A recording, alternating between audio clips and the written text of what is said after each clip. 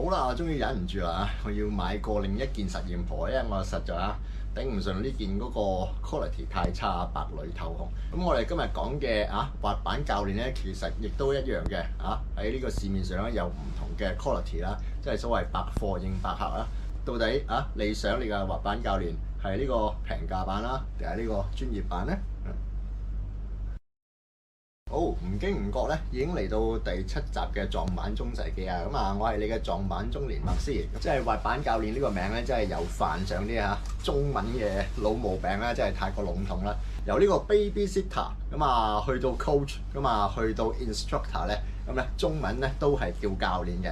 咁我諗即係 babysitter 我哋都唔使講噶啦，即係你喺板場好經常咧都會見到啲家長稱住個細路，可能係2-3歲啱啱識行咧，已經滴佢落嚟踩滑板啦。即係嗰個教練咧需要教嘅嘢就唔係好多嘅，即係教佢啲好基本嘅滑行碌得到唔跌落嚟咧，基本上咧就已經過關㗎啦。咁點解我會特登抽一集出嚟講呢個滑板教練咧？即係雖則我落板場嘅時間唔係好多，即係見過嘅滑板教練都唔係好多，但係我發覺咧都幾多問題嘅。即係如果我唔理唔出聲咧，即係長此落去咧，甚至係會傷害到呢個滑板呢項運動添。咁我自己都離身翻先，咁我就冇聘請呢個滑板教練嘅即係並唔係錢嘅問題，而係時間問題，因為我啲翻工時間又早又夜，譬如星期六日即係屋企有啲 ad hoc 嘢稱起嘅話咧，咁你又冇咗一堂噶啦。咁所以咧我嘅滑板教練咧就幫我影緊嘢嗰個 GoPro 嘅啫，上網睇 YouTube 各式各樣嘅網上課程啦。同有教練相比噶嘛，呢個唔好處係咩咧？就係你好依賴個 cam， 咁但係你個 cam 咧只係得一個 view 嘅啫。如果你要睇清楚自己嗰個動作邊度做得唔啱咧，你可能要做幾次啦，就將個 cam set 喺唔同嘅位置就會浪費咗好多時間啦。咁同埋咧個 cam 咧係唔會提醒你嘅，咁有時你做咗啲好明顯嘅錯誤，你自己可能唔係好自覺嘅。咁如果你有滑板教練嘅，滑板個教練咧就即刻可以提醒你，咁就可以好快咁糾正你嗰啲錯誤嘅。有教練咧，應該係會學得快好多嘅。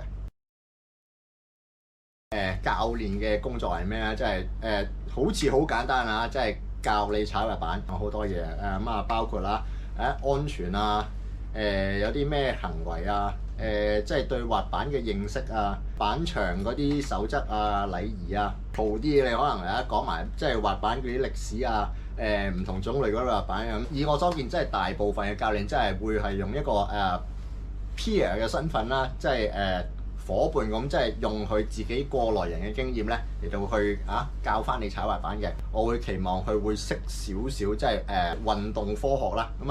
你嗰啲咩熱身拉筋知道即係點解你要做嗰隻拉筋即係少少嘅急救處理啦，抽筋撞親事後嘅處理熱敷定冷敷咧幾時要開始做翻呢個物理治療或者幾時先再踩翻板？咁咧我都期望係有即係少少嘅認識嘅。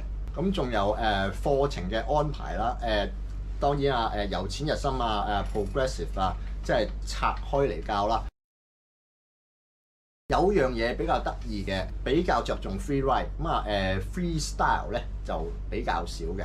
基本嘅 trick咩 monster walk 嗰啲咧，見比較少人教嘅。即係我自己嘅體驗咧，就滑板玩 tricks 其實咧就好似一個冰山或者金字塔喺呢個底層嗰度咧，你係由好多好細微啲人覺得你睇唔起或者你覺得呢啲 tricks 有咩好做，基本上咧其實都係由嗰啲嚟到砌成嘅。你學識咗好多好簡單基本嘅 tricks 之後咧，你就好似即係起金字塔咁一路向上啦，變少少或者 combine 佢咧就變成一個新嘅 tricks。咁咧就好似一金字塔咁一層一層咁起上去啦。唔識踩板嘅人咧，好多時睇踩板咧就係只係會睇到你金字塔嗰個頂嘅啫，即係話我哋嗰啲跳起唔知咩360 free 再 lolly 落地 menu 嗰啲，佢哋就唔會睇到。喂，其實你為咗完成嗰一個 trick 咧，你背後其實係要學咗20-30個即係嗰啲 mini tricks 嘅。咁我明白嘅，因為大家都係追求嗰種好勁好犀利嘅嗰啲 tricks 噶嘛。如果係即係家長要求嗰啲咧，就會覺得呢啲太細翳喎，唔起眼喎，有冇啲勁啲嘅教俾佢？即係外行人咧就唔會知道，喂，你冇啲 mini tricks 嚟到做即係基本嘅 building blocks 啊 foundation 咧，你根本咧係做唔到頂嗰啲嘅啊。咁所以啦，我就期望個教練咧係識得一大紮呢啲 mini tricks，咁同埋佢知道嗰啲 mini tricks combine 起上嚟，或者佢對上嗰層咧係邊一個 tricks， 開始就做 revert 啊endova 嘅話咧，你係會好困難嘅啊。咁都帶翻少少上一集嘅嘢，motor memory。咁memory 呢樣嘢咧，咁亦都係會遺忘啊嘛，即係你記得之餘咧，你都係會忘記一部分啫嘛。咁有少少似喺沙灘上面係一個沙嘅城堡一樣。咁如果你嗰個底做得唔夠厚，你淨係搭高嘅話咧，個浪一嚟咧，你一唔記少少嘢咧，你個底一唔夠紮實咧，你個上層咧就會冧㗎啦。你嗰啲 trick，你嗰個啲好勁嘅 tricks 咧就做唔翻㗎啦。我會期望個教練咧係幫個學員build 一個好 solid 嘅 foundation。即係我哋成日講學習咧，你係有兩個層次嘅，你係好深度嘅學習，又或者係一個好廣闊嘅學習。我咧就比較期望滑板教練咧係做一個教你呢一個好廣闊嘅學習。因為去到呢個年代咧，我哋真係上 YouTube 啦，或者我又拍 YouTube，你又睇 YouTube 啦。咁 YouTube 上邊咧，基本上已經有好多嗰啲 advanced tricks 嘅教學啦。咁所以如果佢有嗰個 foundation，佢即係無論去幫襯個教練又好，或者佢自己上網睇都好咧，佢係會比較容易上手嘅，比較容易學得到嘅。咁個教練係着重一個深度嘅話，咁嗰個學員去上 advanced 嘅時候，佢就會發覺，咦，我好似爭咁啲嘢，點解做極都做唔到咧？就係因為佢個基礎打得唔夠紮實啦。點解會導致呢啲咁嘅問題咧？我覺得咧，家長或者係一個打工嘅心態咧，係會導致呢樣嘢嘅。即係教練教細路，即係佢 ollie 已經 OK 㗎啦，跟住咧，去帶佢做咩啊？佢叫佢劈梯。劈梯唔係問題，咁但係咧佢好明顯未識 50-50 front side 180 back side 180咧，嗰啲係未識嘅。新手村嘅 basic tricks 都未做到，甚至未聽過未見過嘅時候咧，你咁快帶佢去劈梯，咦？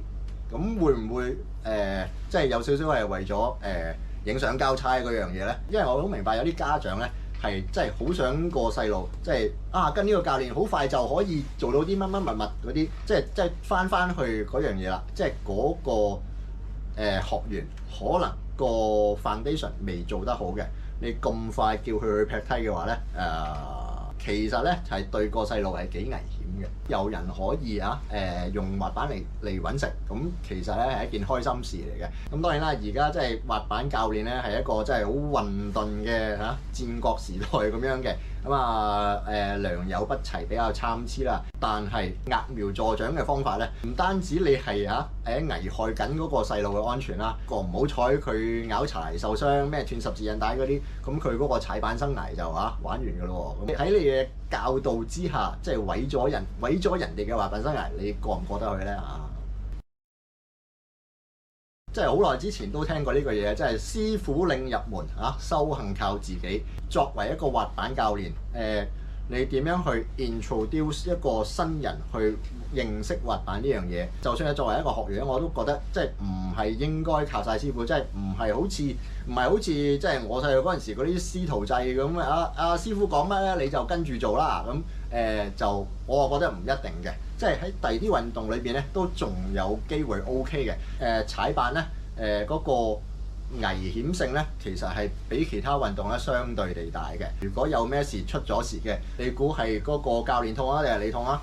受傷係個教練受傷定你受傷啊？即係作為一個學員，你自己都要 assess 自己。喂，教練叫我做呢樣嘢，即係尤其是叫你劈梯嗰啲我係唔係真係想劈梯？咁因為即係點解我叫今集個 title 係即係教練我想踩板？最緊要嘅就係我想踩板，而唔係教練想我踩板。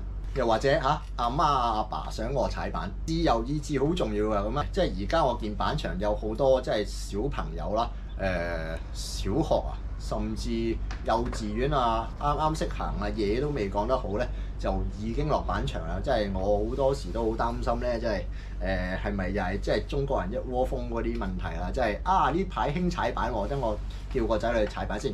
學其他嘢咧，個危險性冇咁大啦。咁但係你學踩板咧，始終比較容易受傷啊。咁小朋友啊，嗰啲筋骨啊、肌肉啊，未完全發育噶嘛。踩板呢樣嘢係唔係個小朋友想做嘅咧？你有冇好認真問過或者好認真了解過佢中唔中意踩滑板咧？咁所以我覺得最緊要係嗰個學員嘅意志，佢想踩滑板。咁所以咧滑板教練最緊要係幫學員即係打好個根基教好佢哋正確嘅知識。